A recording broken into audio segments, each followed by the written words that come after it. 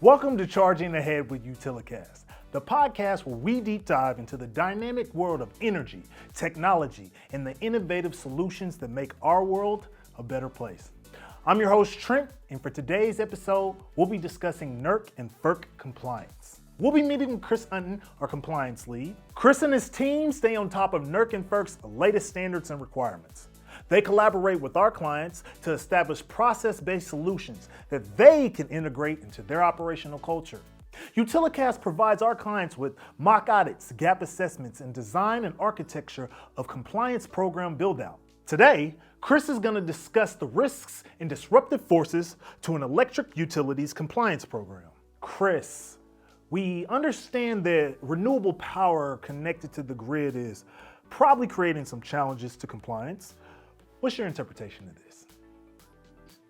When you have those inverter-based resources that could, go from 100 megawatts of output down to 0 megawatts of output when the clouds come overhead, and how do we deal with that from a grid perspective? So that kind of stress not only becomes an operational challenge, but becomes a compliance challenge because you get new compliance standards to try and reactively respond to these challenges and system outages. It also brings in a lot of folks that are just not familiar with compliance or good cybersecurity practices. A lot of the wind farms and solar farms were built for having third-party access to be very easy. So it'll connect right up to the internet. Maybe you got a firewall in place there, maybe you don't. So a lot of folks that don't have the same kind of rigor and expertise that utilities, that vertically integrated utilities have had for their energy management systems for a long time. With all these moving parts, I imagine that it can be a lot of information to transition to cloud. How are utilities companies keeping compliance in check as they migrate data to the cloud? Cloud has been out there for long enough now that we're seeing several of our clients embrace the cloud a little bit more, whether that be for things like critical document management from Microsoft with their Azure cloud or Amazon Web Services, and having GovCloud offerings available can be very secure even in the cloud. And that kind of changes the focus a little bit from not just availability, where the focus has been for a long time, but also the confidentiality and integrity of that data.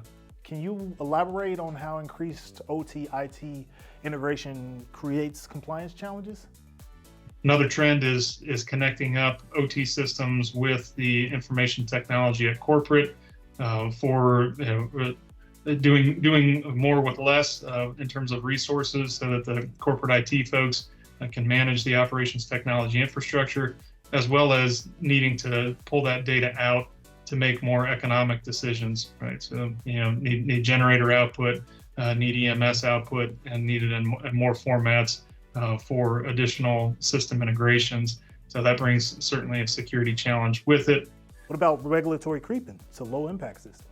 And so there's a number of systems that are currently called low impact, where they're not expected to have a cascading blackout based on a low impact based on their megawatt rating for a generator or for their transmission line rating on the transmission side.